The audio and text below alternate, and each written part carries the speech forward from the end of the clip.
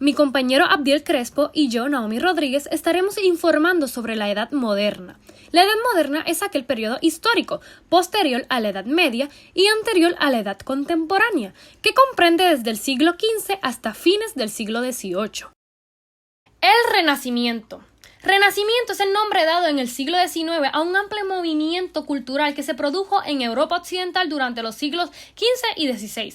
Fue un periodo de transición entre la Edad Media y los inicios de la Edad Moderna. El Renacimiento se basó en observar y atender nuevos conocimientos para darles expresión a través del arte. Le otorgó protagonismo a la figura humana, la cual fue expresión del movimiento humanista.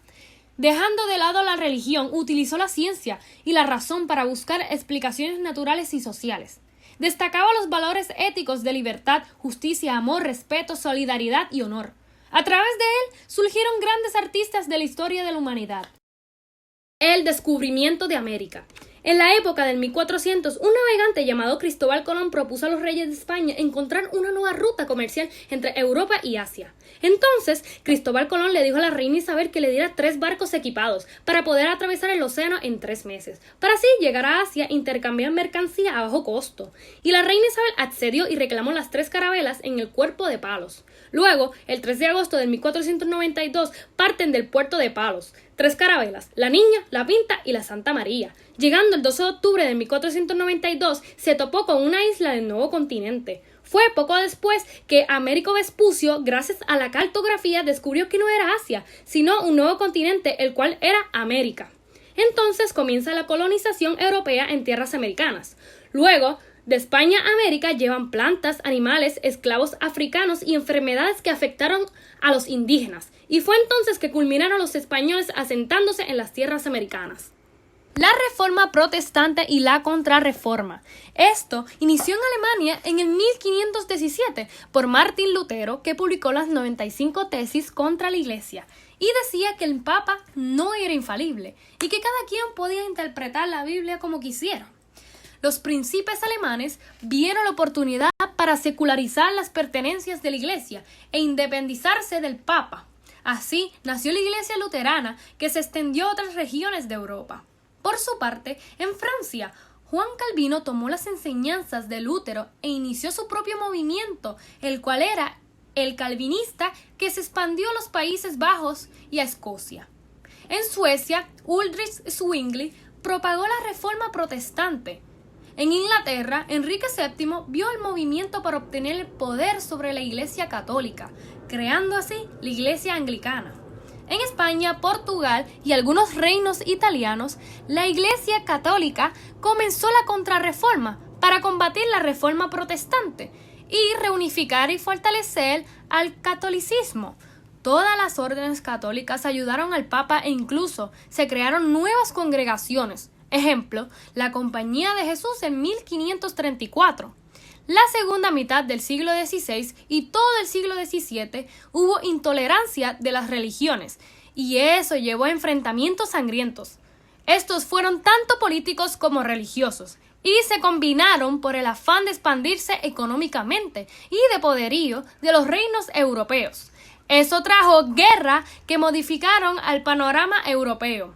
Las luchas desencadenaron la llamada Guerra de 30 años, del 1618 al 1648, que sobre todo se desarrolló en territorio alemán. La mayoría de las naciones europeas apoyaban a uno de los bandos católicos o protestantes dependiendo sus intereses. En el 1948 se firmó el Tratado de Westfalia, en el cual España perdía Bélgica, Alemania y Países Bajos, que quedó dividida en la región religiosa y protestante.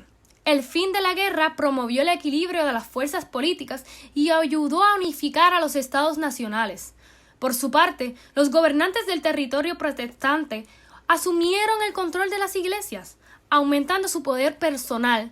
La Iglesia Católica perdió poder políticamente, lo cual permitió que los monarcas católicos consiguieran más poder.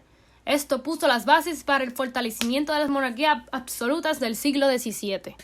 La Revolución Científica. Es uno de los grandes acontecimientos que definen al mundo moderno. Comienza con la publicación de la obra de Copérnico y culmina con la obra de Newton, pasando por las aportaciones, entre otros, de Galileo y Kepler. Tal acontecimiento no solo conduce al mundo de los objetos, sino que se convierte para el espíritu en un medio para llevar a cabo su propio conocimiento. Con ella se quiebra la imagen del mundo antiguo y medieval. El espacio y el tiempo se ensanchan hasta el infinito, y la razón es lo único que nos permite entrar en ese ámbito.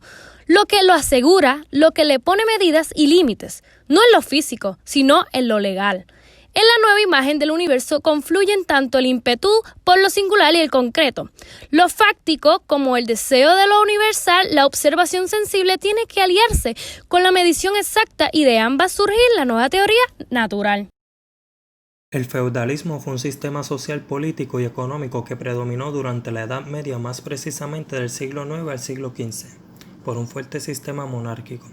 Es considerado por muchos como la Edad Oscura debido a las sangrientas guerras, las gigantes epidemias y el escaso avance científico. La economía feudal poseía un carácter mayoritariamente agrícola, que resultaba lógico en un contexto de intensificación de la vida rural basado en las relaciones de vasallaje y de servir a uno. El capitalismo tras la caída del feudalismo fue el modelo económico que surgió en Europa durante el siglo XVI. Logró imponerse en esa época, fue bautizado como capitalismo. Entre sus principales características se encuentra el acopio de la capital como eje de la vida económica.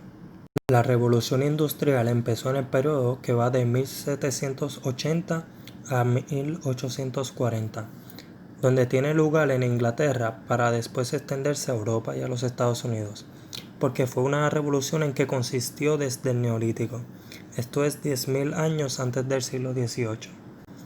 La humanidad no había experimentado una serie de transformaciones tan importantes en cuanto a su economía, su productividad, aparición de nuevas tecnologías que conllevó a una transformación profunda de la sociedad en el Neolítico, que se aprendió a plantar, la agricultura, domesticar a los animales y apareció la ganadería. Las sociedades ya no necesitan más ser nómadas para subsistir, por lo que el hombre se hace sedentario y recolector, pudiendo almacenar el excedente. Surge un nuevo modelo de organización social con la aparición de ciudades y de nuevas civilizaciones. La Revolución Francesa fue el cambio político-social más importante que se produjo en Europa. A finales del siglo XVIII fue un periodo violento en el que se derrotó el antiguo régimen para acabar instaurándose un nuevo régimen, donde la burguesía, apoyada en ocasiones por las masas populares, se convirtió en la fuerza política dominante. La Ilustración es el movimiento de la renovación intelectual, cultural, ideológica y política que surgió en Europa como resultado del progreso y difusión de nuevas ideas y de los nuevos conocimientos científicos, los mismos que iluminaron la mente de los hombres a la vez que contribuyeron a modificar su espíritu. La Ilustración alcanzó su mayor desarrollo en el siglo XVIII, llamado por ellos siglo de las luces. En conclusión, se puede decir que la fecha final de la Edad Moderna tampoco tiene consenso. De forma habitual, se suele fijar el final de la Edad Moderna en el 1789. En este año se produjo la Revolución Francesa, dando paso al final del antiguo régimen y el inicio de los estados contemporáneos.